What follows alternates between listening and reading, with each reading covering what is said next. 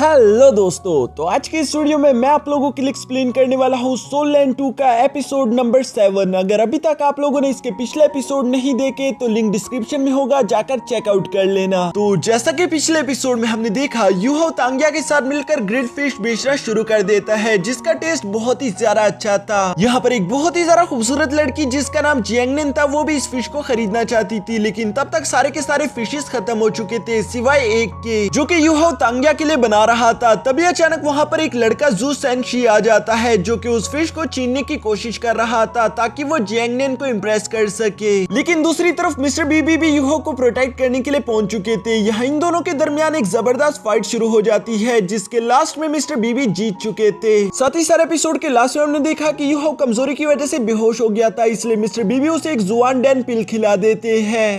अब आगे तो नेक्स्ट एपिसोड की शुरुआत बिल्कुल उसी सीन से शुरू होती है, जहां पर हम देखते हैं कि यूहो अभी भी सो रहा था और उसके आसपास के लोग बहुत ही ज्यादा परेशान हो चुके थे, क्योंकि उन्हें यूहो की बॉडी से बहुत ही तेज स्मेल आ रही थी। ये स्मेल अब बाकी के लोगों के बर्दाश्त करने के काबिल बिल्कुल भी नहीं था। यूहो भी उन लोगों का शोर सुनकर जाग जाता है। पहले तो उसे भी समझ नहीं आ रही थी कि आखिर ये स्मेल कहाँ से आ रही है, पर जब वो खुद की बॉडी की तरफ देखता है तो उसकी बॉडी पर काले मार्क्स लगे हुए थे, इसलिए वो फौरन जाकर नहाना शुरू कर देता है। जहाँ कुछ देर के नहाने के बाद आखिरकार वो स्मेल खत्म हो गई थी। ये देखकर यूहो खुश होते हुए कहता है कि आखिरकार चलो अब वो स्मेल मुझे परेशान नहीं करेंगी। तभी अचानक यूहो देखता है कि सूरज निकलने वाला था, यानी कि क्लास में अभी बहुत टाइम है, वो कुछ देर तक कल्टीवेशन कर सकता है। जो करने के लिए यूहो जैसे ही अपनी जगह पर बैठा था, तभी अचानक वो हैरानगी के साथ कहता है कि आखिर ये कैसे हो गया। मेरे मेंडेरियंस पहले से ज्यादा बड़े, ओपन और स्ट्रॉन्ग हो चुके हैं। वाकई में ऐसा लग रहा है जैसे कि मैं सोने के बाद एक नया जन्म लेकर पैदा हुआ। ये सब तो कुछ भी नहीं था। साथ ही साथ यहाँ पर यूहो नोट करता है कि उसकी डीमन पर्पल आइज की वजह से अब वो माइक्रो लेवल तक चीजों को देख पा रहा है। यूहो भी यहाँ पर ये सारी बातें सोच ही रहा था। तभी अचानक वहाँ पर वांडोंग भी आ जाता है, जिसे अब वो स्मेल नहीं आ रही थी, इसलिए वो अपने बेड के पास आकर वहाँ बैठ गया था। यूहो यहाँ पर वांडोंग से सवाल करते हुए पूछता है कि वांडोंग, आखिर यहाँ पर ये सब हो क्या रहा है? जब मैं जाग कर उठा तो मेरे आसपास डर्ट लगी हुई थी, साथ ही साथ मेरी कल्टीवेशन भी पहले से काफी ज्यादा इंप्रूव हो गई। जो सुनकर वांडोंग उसे एक्सप्लेन करते हुए बताता है कि ये सब कुछ मिस्टर बीबी की पिल की वजह से हो रहा है। जब तुम बेहोश हो गई थी तो उन्होंने तुम्हें एक जुआन पिल दी थी, जिसकी वजह से तुम्हारी सोल पावर रिकवर हो गई। इसका कोई भी साइड इफेक्ट नहीं। ये एलेक्सर पिल काफी ज्यादा कमाल की है, क्योंकि ये आपकी बॉडी से सारे कचरे को बाहर निकाल देती है और इसी वजह से तुम्हारे स्किन पर वो डर्ट की लेयर जमी हुई थी और इसकी वजह से यूजर की बॉडी से काफी ज्यादा गंदी स्मेल निकलती है। इसी वजह से तुम्हारे आसपास कोई भी रह नहीं पा रहा था। मुझे भी अपना रूम छोड़कर जाना पड़ा। यहाँ ये सारी बातें बताने के बाद वांडोंग कहता है कि अब तुम्हारी वजह से मुझे जो तकलीफ हुई, इसकी वजह से आज के ब्रेकफास्ट में तुम्हें 2 पोर्शंस मुझे फ्री में खिलाने होंगे। जिस पर यूहो फौरन उसकी तरफ भागते हुए कहता है कि 2 नहीं, मैं तुम्हें 4 खिलाऊंगा ताकि तुम मोटे पिग जैसे बन जाओ। जिस पर वांडोंग उसे फनी तरीके से डांटता है। इसके बाद हम देखते हैं कि यूहो वही जू सेंशी वाला पिल लेकर यहाँ वांडोंग को अपने साथ ब्रेकफास्ट खिलाने के लिए ले गया था। यहाँ कुछ देर के ब्रेकफास्ट के बाद ये दोनों साइकिल चलाते हुए लेक के किनारे पहुंच चुके थे, जहाँ शांति के साथ बैठने के बाद यूहो कहता है कि वैसे ये काफी ज्यादा हैरानगी वाली बात है। हम अपने सामने इनर स्ट्राइक एकेडमी को देख तो सकते हैं, लेकिन वहाँ पर जा नहीं सकते। इवन कि मिस्टर बीबी और तांग्या भी वहाँ तक पहुँच नहीं पाए। वो लोग इतने ज्यादा पावरफुल भी है। साथ ही साथ वो सोचता है कि अगर वो दोनों इतने ज्यादा पावरफुल होने के बावजूद भी इनर स्ट्राइक एकेडमी नहीं जा पाए, तो इनर स्ट्राइक एकेडमी के डेसिबल कितने ही ज्यादा स्ट्रॉन्ग होंगे। यहाँ पर यूहो और वांडोंग अभी इसी तरह की बातें कर ही रही थी। तभी अचानक यूहो को कुछ दूर से दिखाई देता है, जिस पर वो हैरान हो गया था। वांडोंग उसे सवाल करते हुए पूछता है कि तुम हैरान क्यों हो रहे हो? जिस पर यूहो अपनी स्पिरिट आइज का इस्तेमाल करते हुए बताता है कि कोई बहुत ही तेजी से उस लेक को पार करता हुआ आ रहा है। इस बात ने तो वांडोंग को भी सरप्राइज कर दिया था। वो कहता है कि यकीनन ये डेसिबल काफी ज्यादा स्ट्रॉन्ग है, जो कि बिना अपनी मार्शल सोल को एक्टिवेट करे हुए पानी पर भाग सकता है। यहाँ ये दोनों अभी इसी तरह की बातें कर ही रहे थे, जबकि दूसरी तरफ हम उस डेसिबल जियाओटाओ को देखते हैं, जो कि अपना होश खो चुकी थी। वो तेजी से इन्हीं की तरफ आते हुए अपने फायर फिनिक्स की पावर से उन पर हमला कर देती है, जिसे देखकर यूहो और वांडोंग वहाँ से भागने की कोशिश कर रहे थे। लेकिन यहाँ इन दोनों ने भागने में काफी ज्यादा देर कर दी, क्योंकि तब तक जियाओटाओ वहाँ पर पहुंच चुकी है, जो कि अपने सामने आने वाले हर चीज को डिस्ट्रॉय कर देगी। वांडोंग यहाँ पर अपने विंग्स को एक्टिवेट करके यूहो को उड़ाकर ले जाना चाहता था, लेकिन दूसरी तरफ जियाओटाओ ऐसा होने नहीं दे सकती, इसलिए उसने अपने फायर फिनिक्स की पावर का इस्तेमाल करते हुए यहाँ इन दोनों पर हमला कर दिया था, जिससे टकराकर वांडोंग तो बेहोश हो जाता है। दूसरी तरफ यूहो भी अपने कॉन्शियस खो चुका था। तियानमिंग इस खतरे को अपने सर पर आता हुआ देखकर समझ गया था कि अब मुझे यूहो की बॉडी को संभालना होगा, वरना यहाँ पर ये लड़का मारा जाएगा। तियानमिंग की ये कहते साथ ही हम देखते हैं कि यूहो बहुत ही कूल तरीके से अपने पैरों पर खड़ा हो गया था, यानी कि तियानमिंग ने उसकी बॉडी को कंट्रोल करना करना शुरू कर दिया है। साथ ही साथ हम देखते हैं कि यहाँ युहाओ के आसपास चारों तरफ आइस पावर फैल जाती है, जिसे देखकर जियाओ टाओ गुस्से के साथ आगे की तरफ बढ़ती जा रही थी, क्योंकि उसे ये बात बिल्कुल भी अच्छी नहीं लगती कि किसी ने उसे चैलेंज किया। लेकिन टियानमिंग की पावर्स के सामने जियाओ टाओ तो कुछ भी नहीं। जियाओ टाओ गुस्से के साथ अपने फायर फिनिक्स का यूज करते हुए यहाँ टियानमिंग पर हमला कर देती है, जिसे रोकने के लिए टियानमिंग बस अपनी एक उंगली की पावर का इस्तेमाल करता है, जिसकी वजह से चारों तरफ जगह फ्रीज हो चुकी थी। इवन कि जियाओ टाओ भी फ्रीज होकर पानी में गिर जाती है। टियानमिंग यहाँ जियाओ टाओ को हराने के बाद युहाओ की बॉडी को देखते हुए कहता है कि इस लड़की की फिजिकल फिटनेस तो पहले से काफी ज्यादा हो चुकी है, ये लड़का बहुत ही अच्छे से इम्प्रूव कर रहा है। इवन इस लड़की की बॉडी पर मैंने जो 10 सील लगाई थी उनमें से एक सील तो ऑलरेडी हाफ डिसॉल्व भी हो चुकी। टियानमिंग अभी खड़ा होकर ये सारी बातें सोच ही रहा था, तभी अचानक वो नोट करता है कि कुछ एल्डर तेजी से उड़ते हुए उसी तरफ आ रहे हैं। इसलिए टियानमिंग जल्दी से युहाओ को दोबारा से बेहोश कर देता है, जिसकी वजह से आसपास की आइस भी खत्म होना शुरू हो गई थी। लेकिन तभी अचानक हम देखते हैं कि वहां पर 2 एल्डर्स अपने कुछ साथियों को लेकर पहुंच गए थे, जिनमें से एक इनर एकेडमी का हेडमास्टर भी था। यहाँ पर उनका एक सर्वेंट उन्हें बताता है कि ये बहुत ही बुरा हो गया, जियाओ टाओ ने बाहर के 2 डेसिपल्स को इंजर्ड कर दिया है। और दूसरी तरफ जब वो एल्डर चेक करते हैं तो उन्हें मालूम पड़ता है कि नहीं, ये दोनों बेशक बेहोश हो चुके हैं, लेकिन उनकी बॉडी को जरा सा भी डैमेज नहीं हुआ। जो जानकर हेडमास्टर काफी जरा खुश हो गए थे। वो फौरन अपने 2 साथियों को जियाओ टाओ को ढूंढने के लिए भेज देते हैं, जबकि साथ ही साथ अपने एल्डर से कहते हैं कि इन दोनों को हील करने के लिए कुछ करो। जिस पर उस ग्रीन एल्डर ने भी अपने पावर्स को एक्टिवेट करते वहां पर कुछ हीलिंग ग्रास लगा दिए थे, ताकि युहा और वांडोंग जल्दी से रिकवर करके दोबारा होश में आ पाए। थोड़ी देर में इनके बाकी के साथी जियाओ टाओ को पानी से निकालकर बाहर ले आए थे, जिसे देखकर हेडमास्टर काफी जरा हैरान थे कि आखिर इन 2 डेसिपल्स ने हमारी इतनी पावरफुल डेसिपल को कैसे हरा दिया। चाहे यहाँ पर कुछ भी हुआ हो, हम इसके बारे में बाद में डिस्कस करेंगे। इसके बाद वो जियाओ टाओ को थोड़ा सा हील करने के बाद उसे वहां से लेकर चले जाते हैं, जबकि जाने से पहले हेडमास्टर ने ग्रीन एल्डर को हुक्म दिया था कि इन दोनों लड़कों को हील करके तुम भी वापस आ जाना। दूसरी तरफ हम युहाओ के सोल सी में देखते हैं, जहाँ पर टियानमिंग उसे डांट रहा था कि अभी मुझे सोए हुए बस कुछ ही महीने हुए थे और तुमने मुझे वापस से जगा भी दिया। युहाओ यहाँ पर टियानमिंग से माफी मांगते हुए कहता है कि मैं तो तुम्हें नहीं जगाना चाहता था, जिस पर टियानमिंग उसे बीच में ही रोकते हुए कहता है कि अगर मैं ना जागता तो वैसे ही तुम्हारा तंदूरी चिकन बन जाना था। क्या तुम जानते भी हो कि उस लड़की के पास एक बीस्ट फिनिक्स की मार्शल सोल थी, वो चाहती तो वो तुम्हें जलाकर भून सकती थी, मुझे मजबूरन ही बीच में आना पड़ा। हाँ, ये बात भी सच है कि उसकी बीस्ट मार्शल सोल चाहे जितनी मर्जी पावरफुल हो, वो मेरे एक अटैक के सामने भी नहीं टिक सकती, मैं उसे एक उंगली से ही जान से मार सकता हूँ। ये सारी बातें कहने के बाद टियानमिंग यहाँ युहाओ से कहता है कि चलो भूल जाओ। वैसे ये मैं देखकर काफी जरा खुश हो गया कि तुम्हारी फिजिकल फिटनेस पहले से काफी जरा इंप्रूव हो चुकी है। तुमने मेरे लगाए हुए 10 सील्स में से एक सील को तो आधा तोड़ भी दिया, ये वाकई में कमाल की बात है। मुझे लगता है कि अगले 1 साल में तुम बाकी के हाफ को भी तोड़ दोगे। ऐसा करने की वजह से अब तुम पहले से भी ज्यादा मेरी सोल पावर्स का इस्तेमाल कर पाओगे। जो सुनकर युहाओ काफी जरा खुश हो गया था, जबकि दूसरी तरफ टियानमिंग कहता है कि चलो अब मैं थक चुका हूँ, इसलिए मैं सोने जा रहा, दोबारा मुझे परेशान मत करना। ये कहने के बाद टियानमिंग वहां से सोने के लिए रवाना हो जाता है, जबकि युहाओ से कह रहा था कि रुक जाओ टियानमिंग, मुझे तुमसे कुछ बात करनी है। लेकिन तब तक बहुत ज्यादा देर हो चुकी। दूसरी तरफ हम जियाओ टाओ को देखते हैं, जो कि अभी भी बेहोशी की हालत में पड़ी हुई थी और उसे वो सारे सीन दोबारा से याद आ रहे थे कि कैसे युहाओ ने बस अपनी एक उंगली की पावर का इस्तेमाल करके उसे हरा दिया। जियाओ टाओ को ये सब बातें काफी ज्यादा परेशान कर रही थी और वो फौरन से होश में आ जाती है। जहाँ पर इनर एकेडमी के हेडमास्टर पहले से ही खड़े थे। वो यहाँ पर जियाओ टाओ से कहते हैं कि आखिर तुमने ऐसा क्यों किया, तुमने मुझे बताया क्यों नहीं कि तुम्हारी इविल फायर तुम पर काबू कर रही है। जिस पर जियाओ टाओ कहती है कि मुझे लगा ये इतना सीरियस नहीं कि आपको बताया जाए, मुझे लगता था कि मैं इसे कंट्रोल कर सकती हूँ। हेडमास्टर यहाँ पर जियाओ टाओ से कहते हैं कि तुम्हारी इस गलती की वजह से 2 आउटर डेसिबल की जान जा सकती थी। जो सुनकर जियाओ टाओ ने रोना शुरू कर दिया था। वो रोते हुए कहती है कि मुझे माफ कर दीजिए, मुझे लगता था कि मैं इसे कंट्रोल कर सकती हूँ, लेकिन मैं इसमें नाकामयाब हो गई। यहाँ पर रोते रोते अचानक उसे युहाओ की याद आ गई थी, इसलिए वो फौरन हेडमास्टर से कहती है कि वैसे वो लड़का कौन था जिसने मेरी पावर्स का सामना किया। जिस पर हेडमास्टर कहता है कि ज्यादा तो मैं कुछ नहीं जानता, लेकिन इतना जानता हूँ कि उस लड़के के पास एक्सट्रीम आइस मार्शल सोल थी, जो कि बहुत ही ज्यादा प्योर और कॉमन है। इवन कि तुम्हारी फायर फिनिक्स भी उसके सामने कुछ नहीं। ये बात जियाओ टाओ को हजम नहीं होती। वो हेडमास्टर से कहती है कि आखिर आउटर डेसिपल्स के पास इतनी ज्यादा कीमती मार्शल सोल कैसे हो सकती है। मुझे लगता है कि वो किसी बिग फैमिली का एक स्पाई होगा जो कि धोखे से यहाँ पर घुस चुका है। हेडमास्टर भी ये सुनकर कहते हैं कि ऑलरेडी मैंने इन्वेस्टिगेशन शुरू करवा दी थी और मुझे उससे मालूम हुआ कि वो दोनों लड़के ही किसी बड़ी फैमिली से बिलोंग नहीं करते। उनमें से एक लड़का युहाओ जो कि यतीम है, उसमें कोई भी खास बात नहीं, बस वो एक टांग सेट का नॉर्मल सा मेंबर है। जबकि दूसरी तरफ वो दूसरे लड़का वांडोंग एक अमीर फैमिली से बिलोंग करता है, लेकिन उसमें भी सोल्जर बनने वाली कोई बात नहीं। मैं खुद भी ये बातें सुनने के बाद काफी जरा हैरान हो गया, क्योंकि मैं भी इस बात को समझ नहीं पा रहा कि आखिर वहाँ पर हुआ क्या था। इसके बाद सीन शिफ्ट होकर यहाँ दोबारा से आउटर एकेडमी आ जाता है, जहाँ पर हम देखते हैं ग्रीन एल्डर एल्डर को, जो कि उन दोनों से माफी मांगते हुए कहता है कि तुम लोगों के साथ जो भी हादसा हो गया प्लीज क्या तुम उसे बोल सकते हो, उसके बारे में कभी भी किसी को मत बताना। ये कहने के बाद ग्रीन एल्डर वहां से इनर शेक एकेडमी की तरफ रवाना हो जाते हैं, जबकि जाने से पहले हमें मालूम होता है कि उन्होंने यहाँ पर यूहा और वांडोंग को सोल रिजनरेशन पिल दे दिए थे, जिसे लेकर वांडोंग तो काफी ज्यादा खुश था क्योंकि ये सोल रिजनरेशन पिल काफी ज्यादा कीमती और काम की है। दूसरी तरफ यूहा को तो इसके बारे में कुछ भी मालूम नहीं था। वो वांडोंग से सवाल करते हुए पूछता है कि आखिर ये सोल रिजनरेशन पिल क्या काम कर सकती है, जिस पर वांडोंग उसे बताता है कि ये तुम्हारी जुआन डैन पिल की तरह ही बिल्कुल सेम है, लेकिन ये उससे थोड़ा सा ज्यादा एक्सपेंसिव है। मुझे यकीन नहीं आता कि उस एल्डर ने ये हमें दे दिया, इसके लिए तो मैं हमेशा अपना मुंह बंद रख सकता हूँ। यहाँ ये सारी बातें करने के बाद ये दोनों मिलकर वापस अपने रूम की तरफ रवाना हो गए थे, जहाँ रास्ते में तांगिया इन लोगों को मिल जाती है। तांगिया यहाँ पर यूहा को दोबारा से ग्रिल फिश बेचने के लिए मना रही थी, साथ ही साथ वो उसे कहती है कि इस बार मैं भी वहाँ पर तुम्हारे साथ रहूंगी, मैं यकीन दिलाती हूँ कि इस बार तुम्हें कोई भी बुली नहीं करेगा।